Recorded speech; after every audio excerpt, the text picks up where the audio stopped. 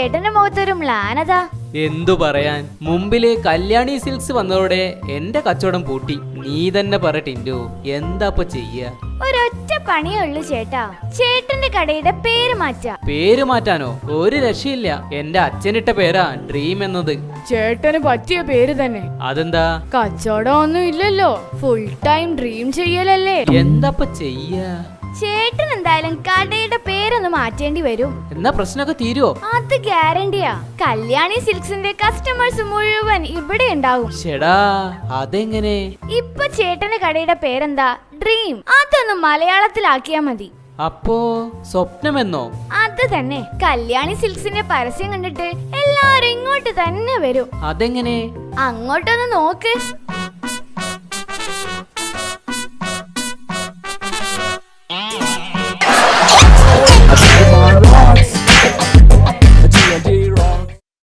എപ്പോൾ സമരപരിപാടികൾ ആരംഭിക്കും? ഇപ്പോൾ ഇങ്ങനെ പോയ ടിൻഡുവിന്റെ കാര്യം പോക്ക. അവനെ വിളിച്ചൊന്ന് ഉപദേശിക്ക്.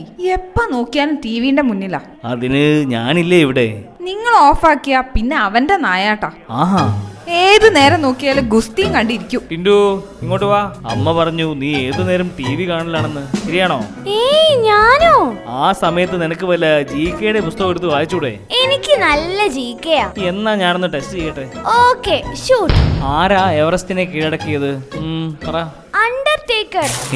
അതാരാ? കഷ്ടം, അച്ഛൻ അണ്ടർടേക്കർ അറിയില്ലേ? WWF ഗുസ്തിക്കാരനാ. എടാ, എവറസ്റ്റ് ഗുസ്തിക്കാരനല്ല, കൊടുമുടിയാ, കൊടുമുടി. ഓ, എവറസ്റ്റ്. അത് 11 പേര് ചേർന്നാ കീഴടക്കിയത്. 11 പേരോ? ഒരു സായിപ്പും 10 ഇന്ത്യക്കാരും ചേർന്നാ, അതും സർദാർജിമാര്. വിഡിത്തം പറയാതെടാ. ഹില്ലാരിയും ടെൻസിങ്ങുമാണ് എവറസ്റ്റ് കീഴടക്കിയത്. അത് തന്നെ, 10 സിംഗുമാരും ഒരു സായിപ്പും.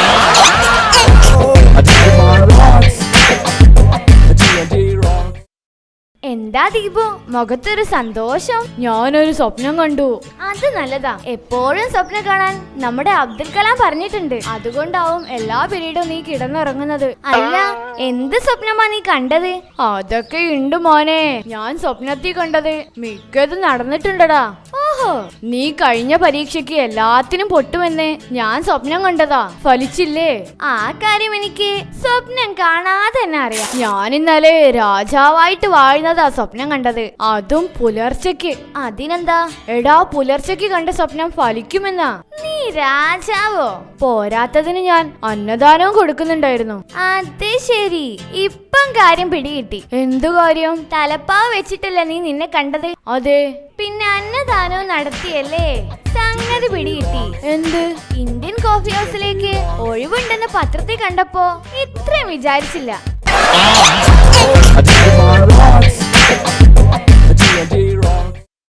അല്ല, ഈ മേനോൻ ഡോക്ടർ വീട് എവിടെയാ? മേനോൻ ഡോക്ടറോ? അതാരാ? ജംഗ്ഷനില് പുതുതായി വന്ന കുട്ടികളെ നോക്കുന്ന ഡോക്ടറാ. ആ, ശരിയാ.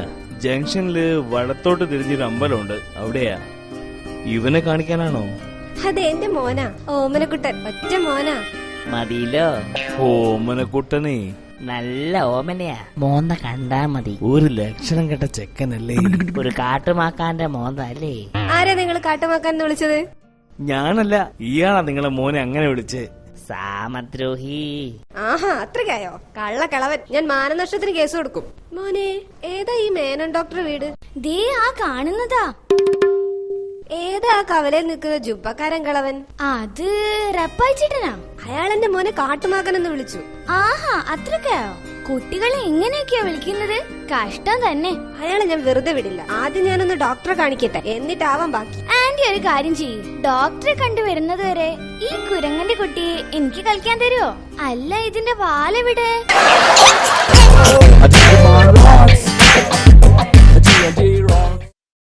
എന്റെ ഡിൻഡു, എനിക്കിപ്പോ വീട്ടിലേക്ക് പോവാൻ തന്നെ തോന്നുന്നില്ല. എന്തു പറ്റിയടാ? അവിടെ അമ്മമ്മ താമസിക്കാൻ വന്നിട്ടുണ്ട് 2 മാസം. അത് നല്ല കാര്യല്ലേ? നല്ല നല്ല കഥയൊക്കെ പറഞ്ഞു തരുമല്ലോ. അവര് തന്നെ ഒരു കഥയില്ലാത്ത സ്ത്രീയാ. എടാ, സ്വന്തം അമ്മമ്മയല്ലേ, അങ്ങനെയൊന്നും പറയാതെ. നിനക്ക് അറിഞ്ഞൂടാത്തത് കൊണ്ടാ അവരുടെ കിടപ്പ് ഇപ്പൊ എന്റെ മുറിയിലാ, ഞാൻ സോഫയിലും. രാത്രി കുടിക്കാൻ കിട്ടുന്ന ഒരു ഗ്ലാസ് പാല് ഇപ്പൊ അവരാ വിഴുങ്ങുന്നത്. അതേതായാലും മോശം തന്നെ. ഹലോ, എന്താ അമ്മേ? എന്റെ അമ്മോ, എടാ അമ്മമ്മ ബൈക്കിൽ ഒഴിക്കാൻ വെച്ച പെട്രോൾ എടുത്ത് കുടിച്ചു. എന്നിട്ട് ഇപ്പൊ വീടിന് ചുറ്റും ഓടുവാണത്രേ. എത്ര ലിറ്റർ കുടിച്ചു എന്നറിയോ? 1 ലിറ്റർ കുടിച്ചു പോലും. എന്നാ പ്രശ്നമില്ല. അതെന്താ? പഴയ എഞ്ചിൻ അല്ലടാ, മൈലേജ് കുറവായതിനാൽ വൈകാതെ നിന്നോളൂ.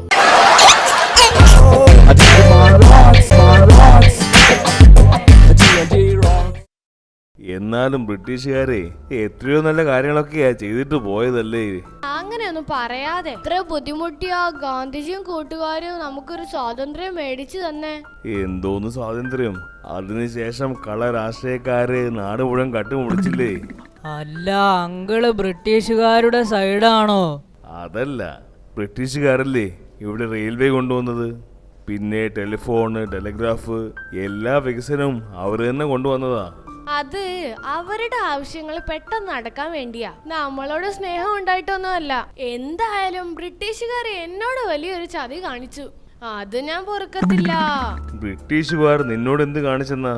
അവരിവിടെ നിന്ന് പോകുമ്പോ വേറൊരു സാധനം ഇവിടെ ഇട്ടിട്ടാ പോയത്. അത് കാരണം എല്ലാ കൊല്ലവും എനിക്ക് കിട്ടുന്നതേ മൊട്ടയാ, മൊട്ട. എന്താ അവരിവിടെ ഇട്ടിട്ട് പോയത്? അത് മനസ്സിലായില്ല. അവരുടെ പണ്ടാര ഭാഷ തന്നെ ഇംഗ്ലീഷ്.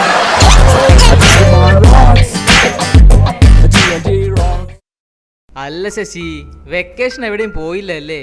ഇല്ല മാഷേ, ഇതുവരെ പോയില്ല. ഭാര്യയാണെങ്കിൽ കയറ് പൊട്ടിക്കുക. എന്റെ സ്ഥിതി അത് തന്നെയാ. ഫാമിലിയുമായി ഒന്ന് പുറത്തു പോയി വരണമെങ്കിലേ ₹20 എന്തായാലും പൊട്ടും. പോരാത്തതിന് ടിൻഡുവിന് വെക്കേഷൻ ക്ലാസ് ഉണ്ടേ. ആഹാ, എന്തിനത്?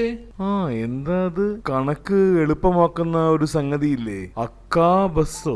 എടോ അബാക്കസ്, കൊറേ കാശായിട്ടുണ്ടാവുമല്ലോ.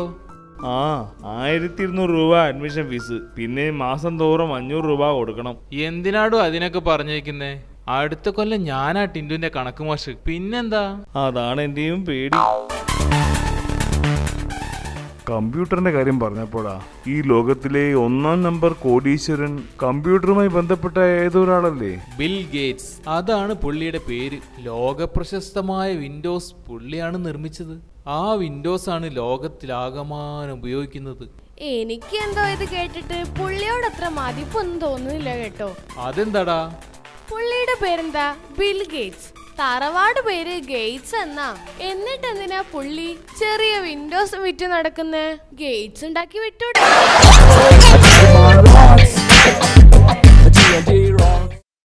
എങ്ങോട്ടാ രാവിലെ തന്നെ? ഞാനും ദീപവും ഡുണ്ടും കൂടി ഒരു ചെറിയ പിക്നിക് സംഘടിപ്പിച്ചു. അപ്പോ ഭക്ഷണമെല്ലാം?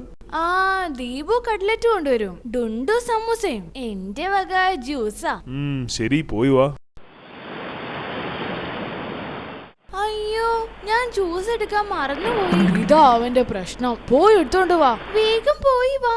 അരമണിക്കൂർ കൊണ്ട് നിന്റെ വീട്ടിലെത്തുമല്ലോ. ഞാൻ വരുന്നത് വരെ നിങ്ങൾ കട്ട്ലറ്റും സമൂസയും തൊട്ടുപോകരുത്. ഇല്ല, നീ ജ്യൂസ് കൊണ്ടുവരുന്നവരെ ഞങ്ങളിത് തൊടില്ല. എടോ, പെട്ടെന്ന് പോയി വാ. ഞാൻ വന്നിട്ട് എണ്ണ നോക്കും. ഇവനിത് എവിടെ പോയി? സമയം ഉച്ചയായല്ലോ. 1/2 മണിക്കൂർ മതി വീട്ടിൽ പോയി വരാൻ.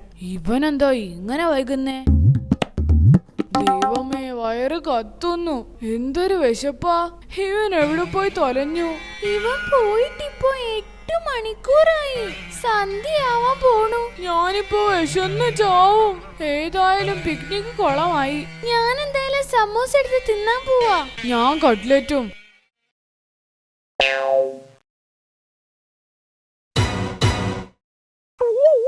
നീ എന്തെടുക്കാടാ അവിടെ? ഞങ്ങൾ എത്ര നേരമായി കാത്തിരിക്കുന്നു. ഇതാണല്ലടാ വിശ്വാസം. ഞാൻ ഇത്രയും നേരം ഇവിടെ ഒളിച്ചിരിക്കുകയായിരുന്നു. നിങ്ങൾ ഞാനില്ലാതെ ഭക്ഷണം കഴിക്കുമോന്ന് നോക്കുകയായിരുന്നു. ഇനി ജ്യൂസ് കൊണ്ടു തരുന്ന പ്രശ്നം.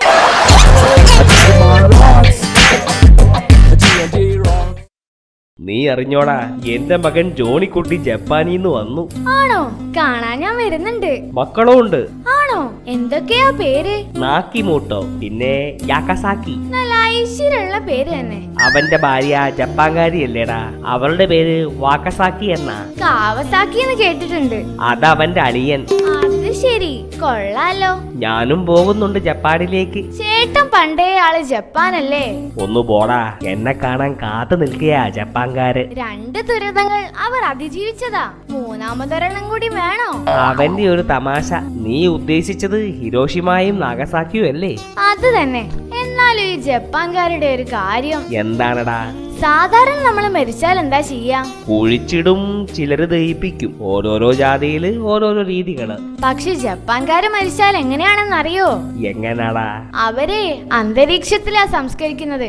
അന്തരീക്ഷത്തിൽ എങ്ങനാടാ വിട്ടി സംസ്കരിക്കുന്നേ?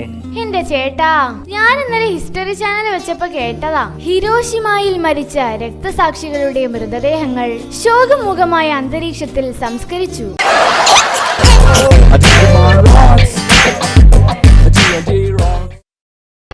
അച്ഛനെ നോക്കി നമ്മുടെ തോമാച്ചൻ നടക്കുന്നുണ്ടേ.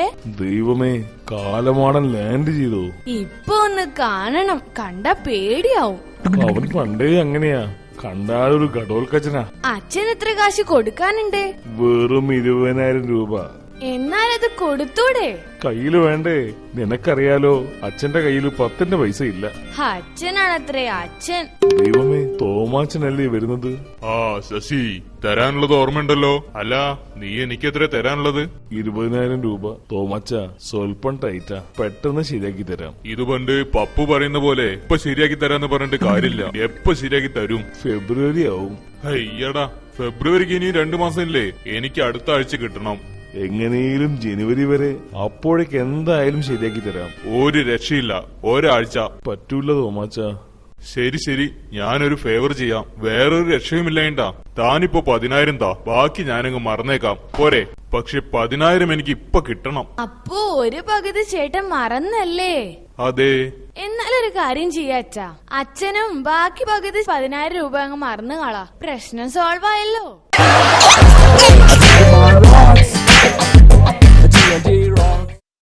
എടാ നോക്കിക്കേ, ഞാൻ വലുതാകുമ്പോ എന്തായാലും IPS ആവും. IPSോ? നീയോ? എന്തേ ഒരു പുണ്യം, ഞാനൊരു സംഭവമാ, നിനക്കറിയാഞ്ഞിട്ടാ. നീ ഭയങ്കര സംഭവമാണല്ലേ. പക്ഷേ പോരാ. അതെന്താ പോരാത്തത്? ബുദ്ധി മാത്രം പോരാ മോനെ, കൂർമ്മ ബുദ്ധി വേണം. കൂർമ്മ എന്ന് പറഞ്ഞാൽ ആമയല്ലേ? ആമയ്ക്ക് എവിടുന്നാടാ ബുദ്ധി? ഓ, ഞാൻ ഉദ്ദേശിച്ചത് സാധാരണ ബുദ്ധി പോരാ, കുറച്ച് കൂടുതൽ വേണമെന്ന്. എന്നെ പോലെ. നിന്നെ പോലെ ആണെങ്കി വേണ്ട മോനെ. നമുക്ക് നോക്കാം ആർക്കാ IPS കിട്ടുന്നതെന്ന്. ആയിക്കോട്ടെ, ഞാനൊരു ചെറിയ സംഭവം ചോദിക്കും. ഓക്കെ. ഈ സഞ്ചി കണ്ടോ? ഇതില് കുറച്ച് ആപ്പിളുകൾ ഉണ്ട്. എത്രയാണെന്ന് നീ പറയണം. ഇതാണോ ഈ IPS ചോദ്യം? നീ തോക്കി കയറി വെടിവെക്കാതെ ആലോചിച്ച് ഉത്തരം പറ. അത് പറ്റില്ല അല്ലേ? എടാ, എന്നെ പോലെ ഷാർപ്പായിരിക്കണം, എന്നാലേ പറയാൻ പറ്റൂ. ഞാൻ ശരിക്കും പറഞ്ഞാ നീ എനിക്ക് എന്ത് സമ്മാനം തരും? ഓക്കെ, നീ എണ്ണം ശരിക്കും കൃത്യമായി പറഞ്ഞാൽ ഈ സഞ്ചിയിലുള്ള മൊത്തം 8 ആപ്പിളും ഞാൻ നിനക്ക് തരും, പോരെ?